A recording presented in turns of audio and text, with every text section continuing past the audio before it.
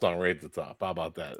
We're asking the experts, we're all on a mission to rise in the rankings and outshine the competition. Welcome to Rise and Outshine.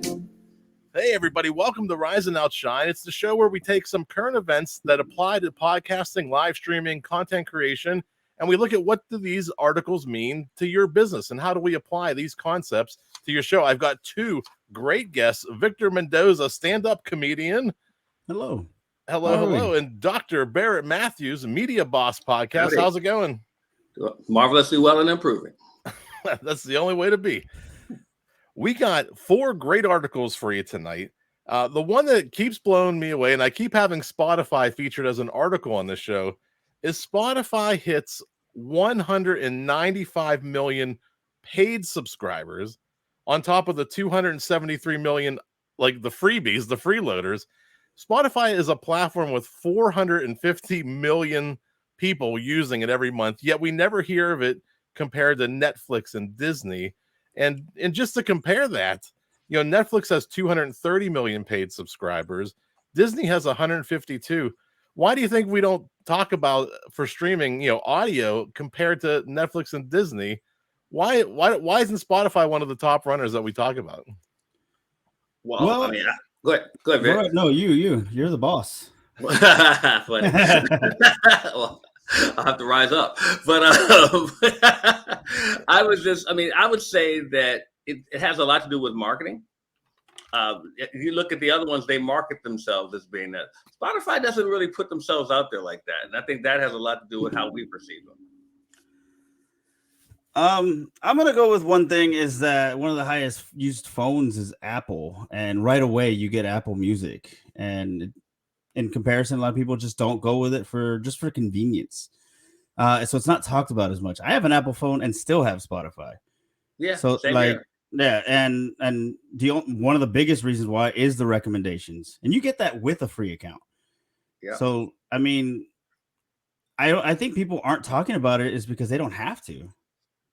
You know, that's good marketing. Marketing doesn't seem like marketing to me. And I mean, and you think about it, they have large numbers, but I don't think anyone but us pays attention to those numbers. That's true. Another thing too is that it's not the most difficult thing to get your art on there. Good point. Your podcast can go on there, which is another reason why it gets marketed that way, because there's so many people that can put their art on there, and then you're bringing people there. And then you have the Joe Rogan move, which, that was probably the most I was hearing about Spotify at the time. Same here. Yeah. I'd heard of it, but Joe Rogan took them to a different level. I'm sure the people at Spotify will agree that was a game changer for them as far as bringing in people to listen. And because even if someone didn't listen, just hearing that the dollars that were attached to that deal made people say, I need to find out what's going on. I mean, you can watch music videos on there too, I think. Right? You can watch the podcast itself, so you don't even have to go to YouTube anymore. So when it comes down to convenience, again, you don't have to market it. The one thing I did notice, though, it's cheaper for students, I think, by $1 compared to Apple Music. And then they didn't say anything about putting on audiobooks. I didn't notice anything, and they have audiobooks now. Yeah. I'm like, well, that's great. Because what's the one with Amazon? The Amazon one that they have? The Kindle. Kindle. Yeah. Kindle. I'm like, it's not easy to use. You have to buy the book on the Amazon app and then bring it over to Kindle. And that's great. You know what I mean? Wonderful. But it's one less step. And now Spotify just, here you go. Here you go. It's like the quiet grandmother that just keeps giving you $25 every month. You know what I mean? And butterscotch. Yeah. And one of my friends, he coined the phrase a little while ago. He said, people will pay for convenience. Yeah.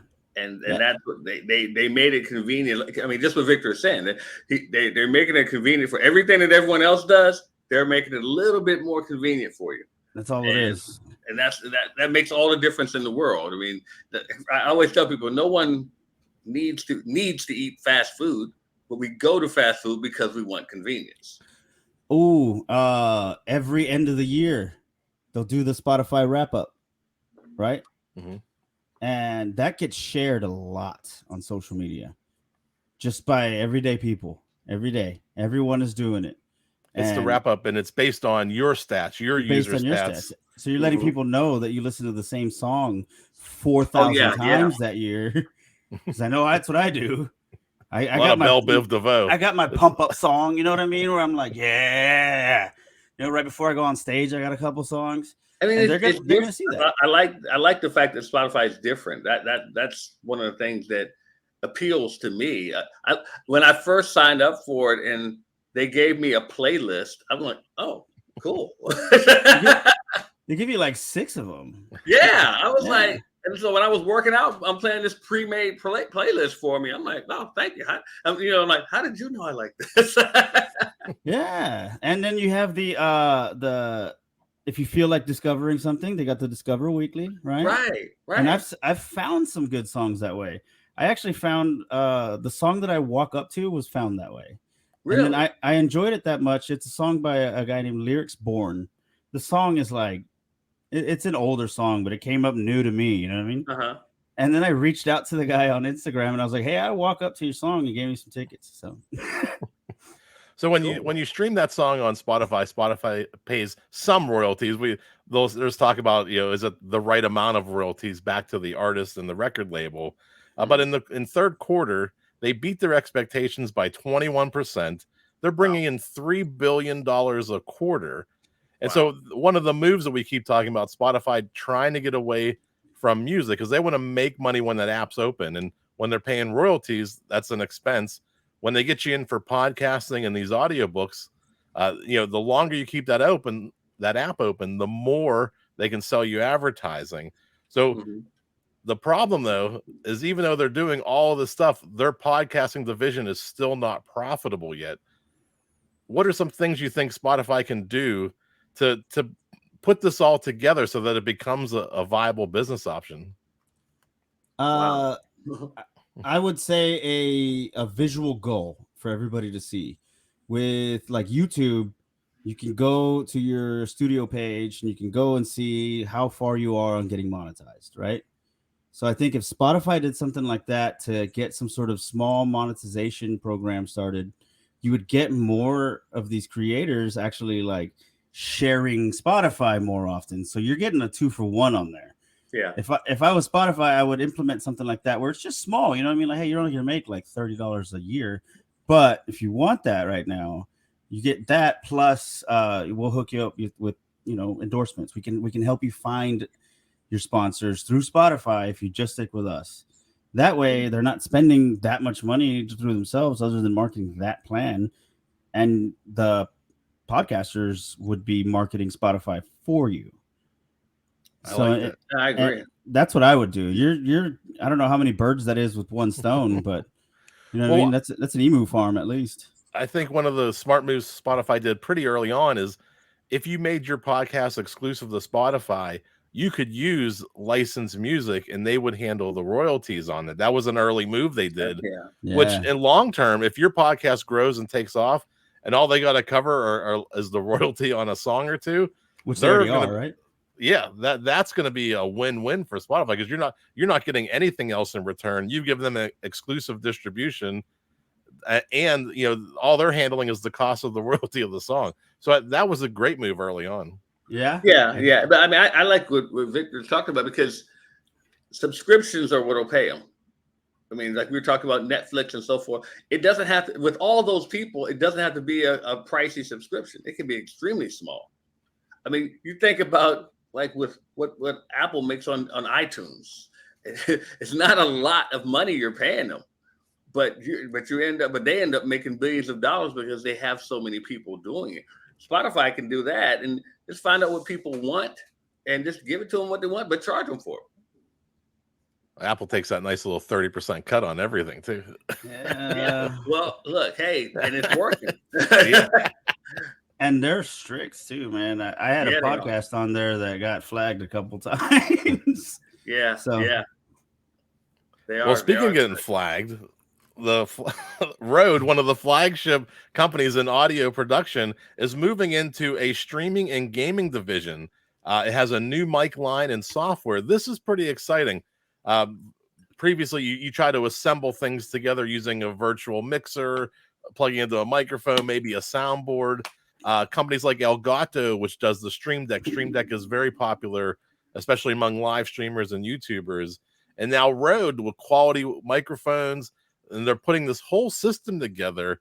How do you think this all-in-one system will help people, get online? Are we going to have a whole surge of new people as systems become easier like this?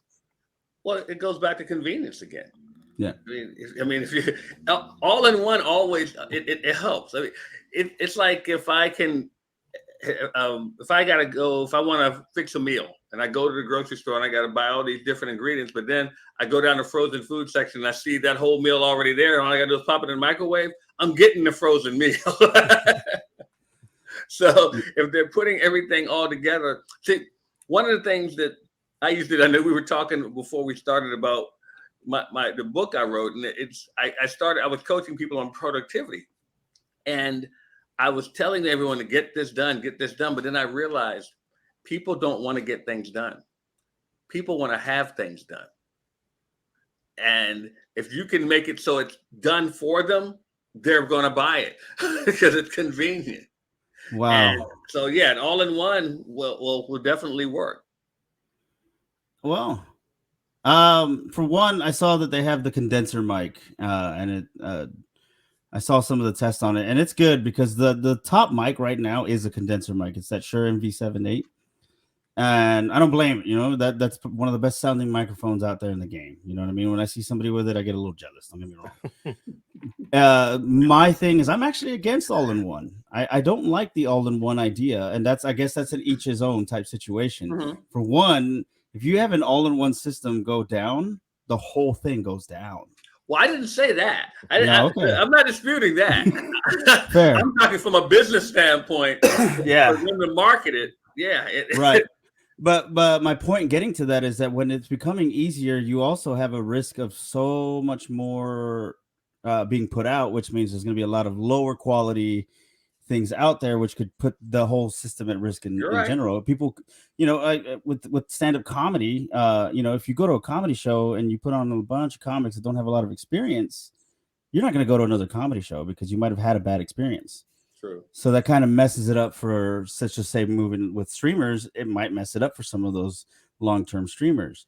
I like the whole everything kind of being separate and everything kind of being integrated, but being the way that I am, I figured out a lot of that way before. I mean, you have Voice Meter, which was kind of a substitute for all that. I don't know if you guys have ever used it. That stuff's amazing. Yeah. And that's donation based. You know what I mean? You want to support companies like that. So there is an idea that they have there, and if they're gonna do it and if they're gonna succeed, it better be good. That's pretty much the point, right? Yeah, and but you're right, Victor. I mean, that it does come with the negative side of it is that if something goes down, that it could affect a lot of people. But from a cost perspective for them, all-in-one works. Oh yeah. So it's just, I guess and you have to weigh what are the downfalls of it versus the cost of it, and make prayerfully a good business decision on that. I mean, I would love to try it out. Don't get me wrong. It's just, I don't trust the all-in-one situation. I don't even do that with my shampoo. Mm-hmm. It has to be separate. That's just me though.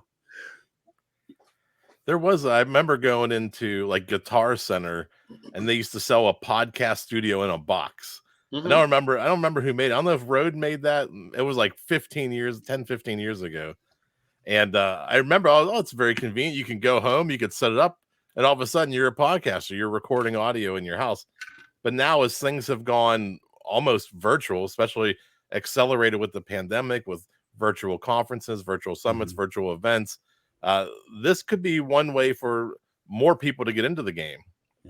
No, you're right, but I mean, I agree with this the premise, but it's kind of what Victor was saying. See, for instance, I offer kind of an all-in-one type of situation for the people I help produce media for.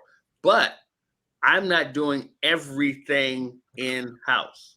So meaning that if I have to have someone do one part of it, I don't use the same person to do another part of it. Yeah. Because I make sure that I can go to certain people who specialize in a certain area to get it done right. So I'm not worried about that part falling apart because that's what they do only. And if you got all in one place, if something happens, like Victor said, everything could fall apart. Yeah. Yeah, but think of all the electronics you buy now, and Oh, yeah. Something goes wrong after a year, 2 years, and you're used to replacing one part. Your microphone goes bad, your soundboard goes bad.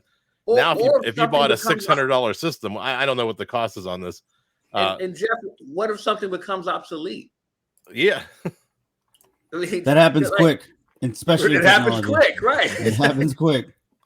so the road could help anybody get involved in podcasting. But speaking of anybody getting involved in podcasting, Arthur the Aardvark from PBS now has his own podcast. And I have, as a parent, I have very mixed feelings about this one. Fictional podcasts are this very interesting niche. You had like Ron Burgundy. You've had, you've had a couple weird things start to pop up in the podcasting space. Now this one is Arthur the Aardvark, a very popular show. We'll start with, how do you feel about the surge of fictional characters and this like corporate rush to bring everything we see on television and movies that now it has to have a podcast too? Well, it's full circle. That's how it all started. Remember, old school radio was nothing but, they had fictional characters on radio, people playing roles. And that's before we had television. There were these characters on radio. And it's just coming full circle. It's just going back at it again. It doesn't bother me because there's enough space for everything. I mean, there's billions of people in this world. And so it's like, everybody has a certain genre they like. Everybody, keep in mind, even with the fictional characters, even if someone's popular, they still got to find their audience. And they got to keep that audience. And just like any popular cartoon or something on TV, they may, after a while, they disappear, so it's just like it with everything. But I don't have a problem with it. I mean, I may even listen to it. Yeah. I definitely will at least give 1 or 2 episodes a chance. I listened to the Ron Burgundy podcast, of course. The one biggest thing, like the craziest thing, is how did Will Ferrell find the time? And and 2, like that's such a great idea because the character was blowing up. My concern about it, yeah. My concern about the Arthur thing is he still relevant? You know what I mean? Like I know who he is. Isn't that something? Right? Is he still relevant? Like the only thing I know that he's got going on for him are the memes, and usually it's about hoes. So I'm like, he's sad in the, isn't he usually sad in the memes? Well, they got the one where it's just the fist. Yeah, they got just the fist, and that's it. And then on top of that too, he's been around for a long time. So like, what is he going to talk about? Like, he probably has some stories. Yeah. But you make a great point though, because and then you're in entertainment, Victor. You got to stay relevant. It's hard to stay relevant in that Hollywood game. And because I know Jeff, you've heard me use this. I always reference Kevin Hart. I always tell people, if you like Kevin Hart or don't like Kevin Hart, you are not going to ignore him because he's everywhere. Yep. And I said, and that's by design because he knows how hard it is to stay relevant in that arena. And like you said, with Will Ferrell, we haven't seen a lot from him in recent years. Haven't seen or heard a lot from him in recent years. So, but that character is probably his most popular character, Ron Burgundy. So, absolutely. Somebody said, "Hey, let's make a podcast." Will said, "It's easy money. I can do this character in my sleep. Yeah. let me go do it, and let's stay classy." I'll play the flute, and I'm ready to go. Right. Some jazz flute. So, okay. Yeah. Sorry. Yeah. The again, like with Arthur being around for so long, like he could talk about anything. If this is Arthur doing a podcast, They should do him like for someone that he's like in his 60s and he's talking about the Great War. You know what I mean? Like that's the comedian in me. I couldn't help it. When I was a kid. Yeah. But it's good. the only benefit I see from that is that marketing to children. This is all the business side of it. Marketing to children is cash grab, and it's helpful. Yeah, cash grab. So great idea on that part. You know what I mean? Great idea on that part. I would focus it more on putting kids to sleep. So if it's like storytelling, reading his old stories, or just doing some ASMR style talking, you know what I mean? That would probably be a great way. That's what I would do if I was doing the Arthur podcast, I suppose. But other than that, like even remembering the stories from back then, I was already bored. You know what I mean? Yeah. Like, I those are have the a most question entertaining on- stories. I have a question on that as far as like marketing to kids. Do kids listen to podcasts? No, see, I don't this think is so. kind of like when you have kids, especially young kids, it's not unlike them to watch the same cartoon Right. over and over and over. They kind of learn there's a weird learning through repetition. It drives adults insane. Like, oh my God, we're watching Frozen again for the ninth time. That happens often. Yeah. But the same thing, and I would think a podcast in a car, a parent wants to bond with their child. Remember, you like Arthur, let's listen to Arthur in the car. But where I think marketing to children gets weird is podcasting is almost a very intimate medium. When you hear somebody speaking to you in a car, especially on my commute to work, I feel like I know like Mitch Joel and and Ron Burgundy. I feel like they're talking to me. And so where I wonder, can a 4 and a 5-year-old I'm wondering the same. differentiate between having a real conversation with Arthur and a podcast? I don't have kids and I haven't been one for a real long time. But I'm thinking that as a kid, yeah, I could be listening to it, but kids have the attention span of a gnat, and they will look. And as soon as something catches their eye, they're not listening anymore. Yeah. And so I'm just curious on that. I wonder how that part of it would work. It's gonna be a real specific niche to kids with ADHD and like just maybe they're blind. Maybe, and I'm not trying to be mean on that. No, I know what you're saying. I know what you're saying. Or they got to be 3 minutes long. I like the idea for like a bedtime story is nice, and for car trips too. I'm not against it. I just think that there's going to be this gray area or a line that we cross where we're podcasting and we're letting kids listen to them, and it's hard to differentiate between a real conversation and a radio show, right, or a podcast. So. Yeah, it's kind of shaky because that keeping their attention, that's a task if you're talking to them face to face. It's really hard to keep their attention. It's already hard enough. Sorry, it's already hard enough to get the tablet away from a child if they're watching YouTube. Thank you. And the screaming that happens afterwards, man. So it might actually be a good transition. You know what I mean? Might be a good transition to get them away from that. That's a positive on that one. And you're really gonna know it's a podcast when you hear Arthur go, "This podcast is brought to you by Manscaped." So I'm sorry if they're a sponsor. They're one of mine. So. Oh God. What code should we use? That was funny. Well, speaking of manscaping,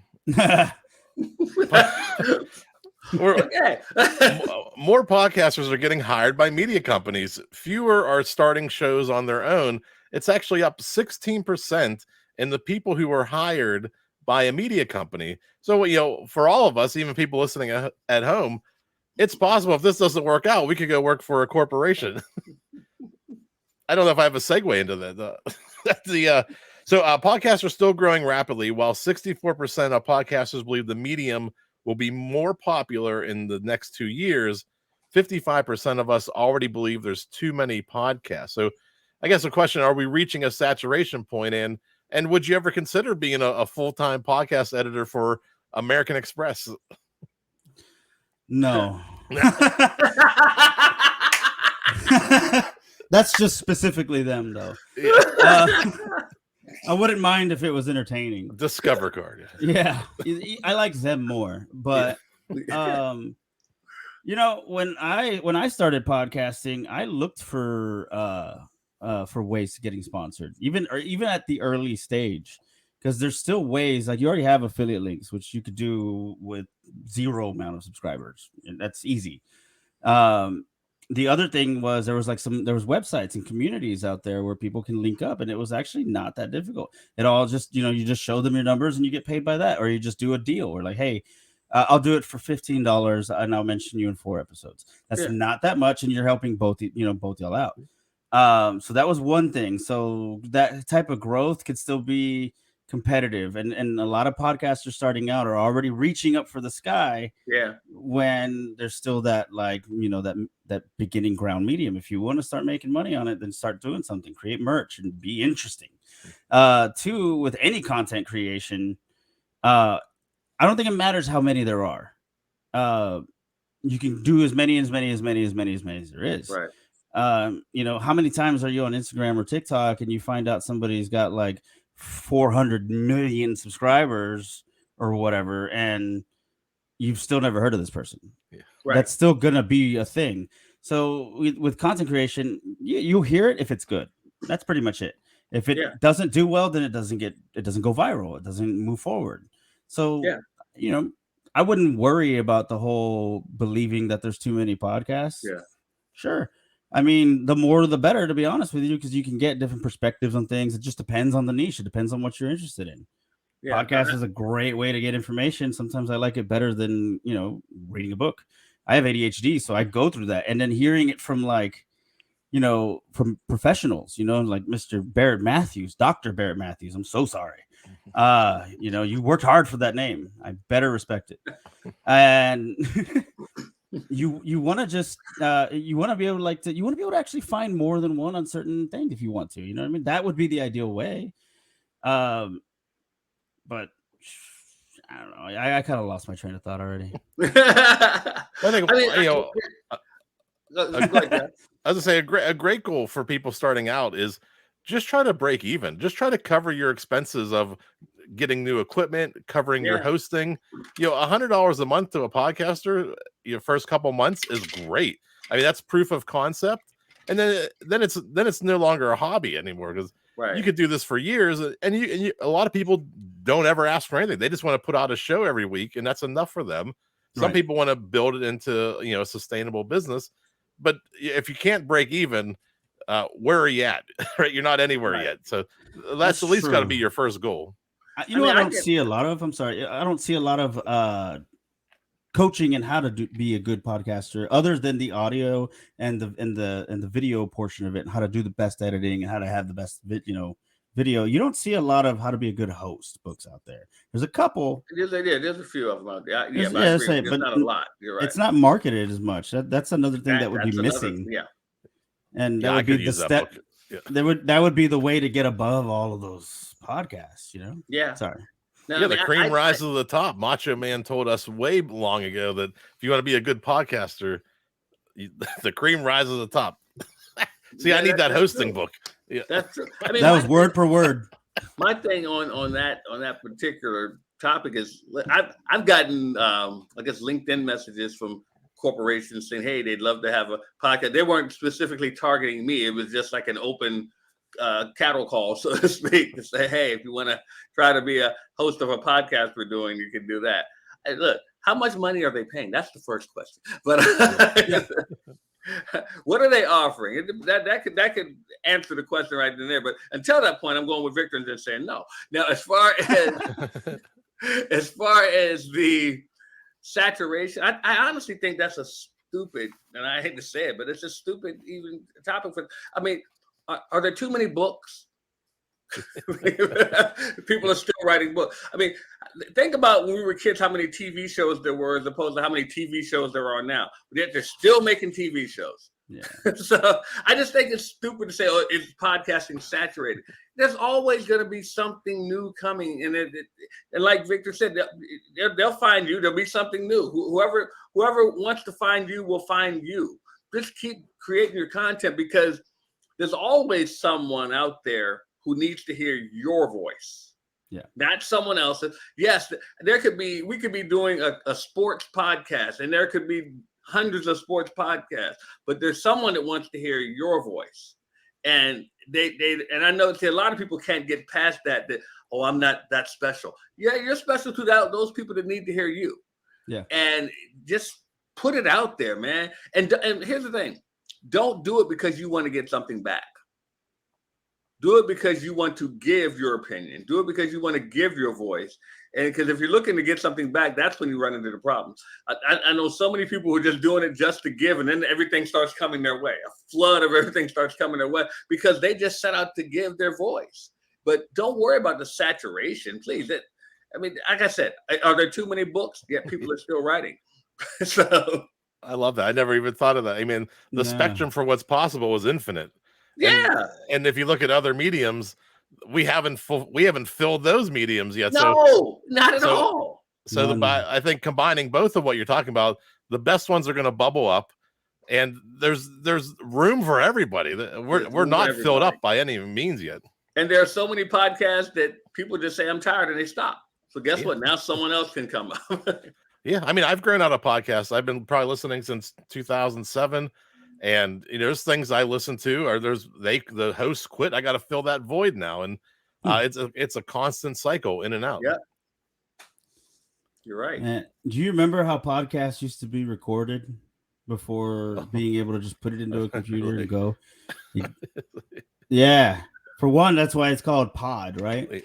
And I think they used to call in a service, right? It used to be over the phone. There used to be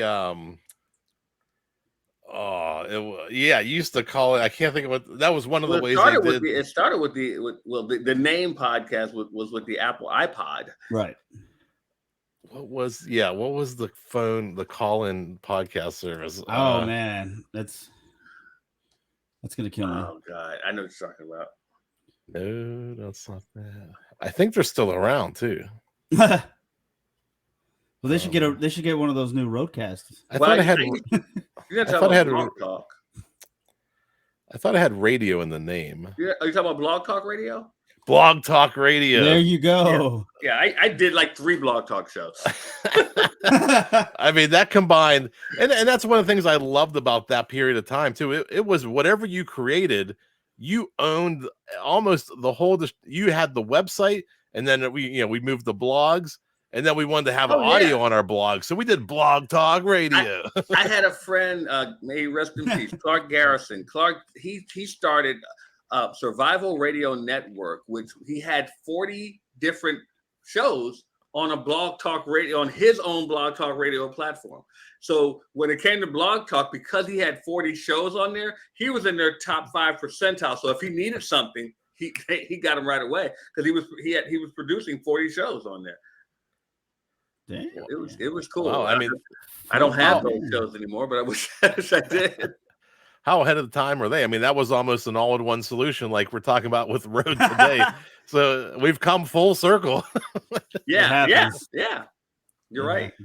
I want to thank my guests tonight. I had so much fun. We learned a lot. I hope a lot of this can apply to you at home. Victor, let's start with you. We're going to turn the floor over to you. Whatever you want to talk about, plug, promote. The floor is yours. Let us know how to connect. Absolutely. You can find me on Instagram, Facebook, TikTok. All of that is going to be at Vic Mendoza Comedy. Usually you're going to find something stupid on there as far as like reels go. A lot of my crowd work is on there, and then just promoting shows. The little time that I have, the one thing I will promote is that in San Antonio, Texas, if you guys are there, I'm doing a toy drive for the St. PJ's Orphanage Children's Home. December 11th, it'll be at Upstage Comedy Lounge, and you bring in $5 if it's with a toy, $15 without, and all proceeds will be going to the orphanage that day. So that's what I'll plug. Awesome. We'll get the links in the show notes. This will drop on Tuesday, November 1st. So we'll get that out for you right away. Dr. Barrett Matthews, the floor is yours. All right. First of all, thanks for having me here. And I enjoyed talking to you and with Jeff, with Jeff and with Victor as well. Now, what I'm doing, I'm offering everybody a complimentary training on how to get clients who pay you. It's called 5waystoPayingClients.com. That's the number 5waystoPayingClients.com. I do a challenge to help people to learn more about media for their business, podcasting, whether it be Roku television, film, creating films for your own business, books, magazines, social media, so forth. It's coming up. It's called the Make Money from Media Challenge. You'll learn more about it when you take advantage of the free gift of 5waystoPayingClients.com. You'll learn more about my challenge.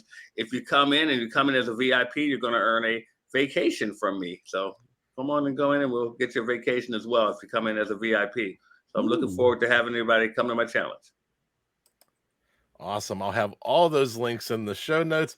I want to thank you again, and we'll see you next week. We're asking the experts, we're all on a mission to rise in the rankings and outshine the competition. Welcome to Rise and Outshine. Yeah. I think there should be a yeah.